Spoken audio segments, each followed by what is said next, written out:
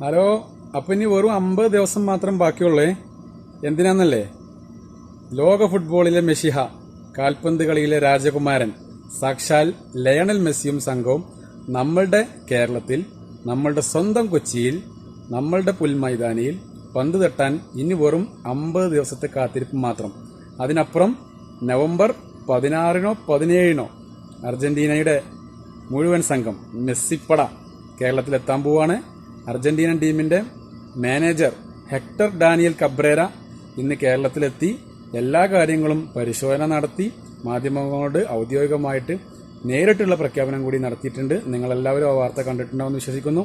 കൊച്ചിയിലെത്തി നമ്മളുടെ ഗ്രൗണ്ട്, സുരക്ഷ, സ്റ്റേഡിയം, ഹോട്ടൽ ഉൾപ്പെടെയുള്ള എല്ലാ ഫെസിലിറ്റികളും അവർ കണ്ട് പരിശോധിച്ച് തൃപ്തിപ്പെട്ടാണ് മടങ്ങിപ്പോയിട്ടുള്ളത്.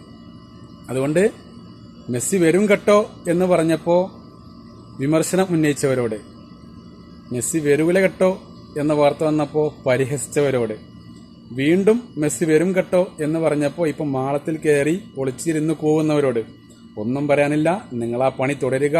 ഈ നാടിന്റെ മുന്നേറ്റങ്ങളെ, ഈ നാടിന്റെ നേട്ടങ്ങളെ, ഈ നാടിന്റെ വികസനങ്ങളെ, കുതിപ്പിനെ എല്ലാം നിങ്ങൾ അധിക്ഷേപിക്കുക, എതിർക്കുക, തടയുക, പരിഹസിക്കുക. ഒരു കാര്യം മാത്രം ചെയ്യരുത്, മെസ്സിക്ക് പരിക്ക് പറ്റണേ എന്ന് പറഞ്ഞ് പ്രാർത്ഥിക്കരുത്, കൂടോത്രം ചെയ്യരുത്. കാരണം നിങ്ങൾക്ക് എങ്ങനെയും മെസ്സി വരരുത് എന്നുള്ള ആഗ്രഹക്കാരാണ്. അതുകൊണ്ട് നിങ്ങൾ ആ പണിയും ചെയ്യും, അതിനും നിങ്ങൾ മടിക്കൂല. ഓക്കെ.